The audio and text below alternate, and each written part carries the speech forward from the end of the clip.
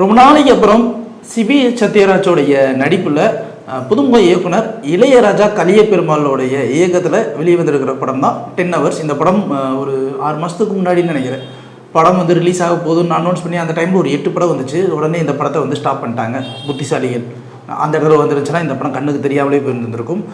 இப்போ ஒரு பக்கம் வந்து இந்த GBU ஓடிக்கிட்டு இருக்கு இல்லையா, இந்த வாரம் இப்படி இருந்தாலும் பெருசாக இந்த படத்தை ரிலீஸ் பண்ண மாட்டாங்க. புத்திசாலித்தனமாக இந்த வாரம் ரிலீஸ் பண்ணுறாங்க. உண்மையிலேயே வந்து ஒரு நல்ல மூவ் தான். சரி, ஓகே, 10 Hours சிபி சத்யராஜ் பெருசாக சேல் இருக்காது, என்ன தான் படத்தில் இருக்க போகுது அப்படிங்கிற நம்பிக்கையில் தான் போய் உட்காந்து ஒரு அசால்ட்டாக போய் படத்தை உட்காந்து பார்த்தோம். படத்தோட ஒரு டைட்டிலில் வந்து ஒரு சில விஷயங்கள்லாம் வந்து மென்ஷன் பண்ணியிருந்தாங்க. அது கொஞ்சம் டீப்பாக சினிமா பார்க்குறவங்களுக்கு அது தெரியும். அது ஒரு இருக்கட்டும். சிபி சத்யராஜ் வந்து கதைப்படி வந்து அதாவது அடுத்த நாள் மழை போடும், ஆனால் திடீர்னு அவர் லைஃப்பில் வந்து ஒரு கேஸ் ஒன்று வந்துடும்.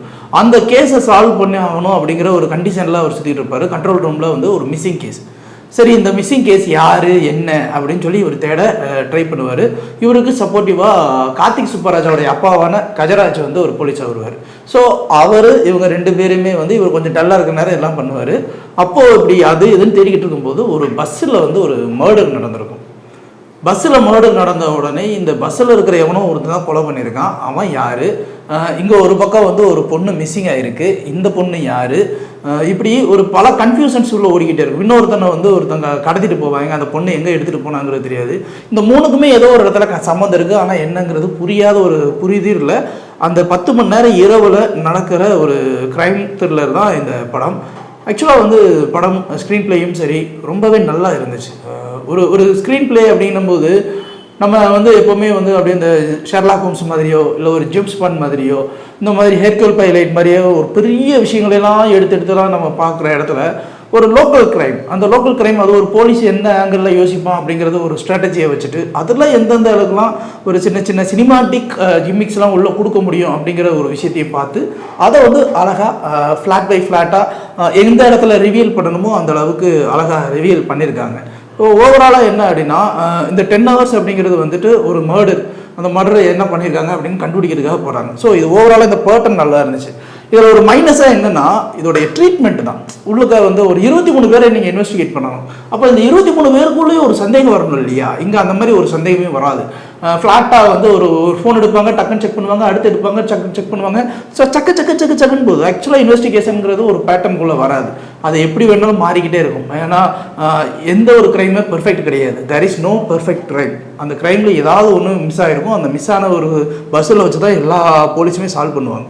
ஸோ இங்கே வந்து என்னென்னா இது ஒரு பெர்ஃபெக்ட் க்ரைம் மாதிரி ஒரு ஸ்ட்ராட்டஜி ஒன்று பண்ணுறது இருக்கு இல்லையா, அதுவும் வந்து பெருசாக இது பண்ண முடியல. அதே மாதிரி சில நுவான்சஸ் எல்லாத்தையுமே முன்னாடியே படத்தில் சொல்லிடுவாங்க. சொல்லும்போது நமக்கு வந்து ஓஹோ இது இதுக்காகத்தானா அப்படின்னு நம்ம நினைப்போம்.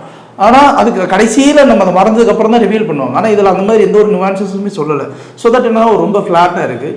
இந்த படத்தில் வந்து இந்த சிபி சத்யராஜ் வந்து எனக்கு தெரிஞ்சு ரொம்ப வருஷத்துக்கு அப்புறம் கொஞ்சமாச்சும் நடிச்சிருக்காரு. ஆனால் இந்த நடிப்பு பத்தாது. இப்போ இருக்கிற வேகத்துக்கு வந்து இவர் இன்னொரு வேகம் போகணும். அதே மாதிரி மற்ற நடிகர்களுமே ஓரளவுக்கு அவங்களால முடிந்த வரைக்கும் ஒரு நடிப்பை கொடுத்துருக்காங்க. முழுக்க கதையை மட்டுமே நம்பி இந்த ஒரு படம் இருக்குது. அதில் ஒரு ட்விஸ்ட்டு நல்லா இருந்துச்சு. அந்த ட்விஸ்ட்லாம் உண்மையிலே படம் பார்க்கும்போது உங்களுக்கு தெரியும். என்ன பிரச்சனைனா 10 Hours சிபி சத்யராஜ் எல்லாரும் அஜித் படத்துக்கு தான் போவாங்க. இந்த படத்துக்கு எவ்வளோ வருவான், பெருசாலாம் எவனும் வர போகிறது கிடையாது. அதான் உண்மை. ஏன்னா இந்த படத்துக்கு இதுக்கப்புறம் போய் இது சூப்பர் படம் போய் பாருங்க குவித்தோம்னா நம்ம என்னமோ இதுக்கு சொம்பு தூக்குற மாதிரி ஆக்கிடுவாங்க. அதுவும் கிடையாது. உண்மையிலே ஒரு நல்ல படம் தான்.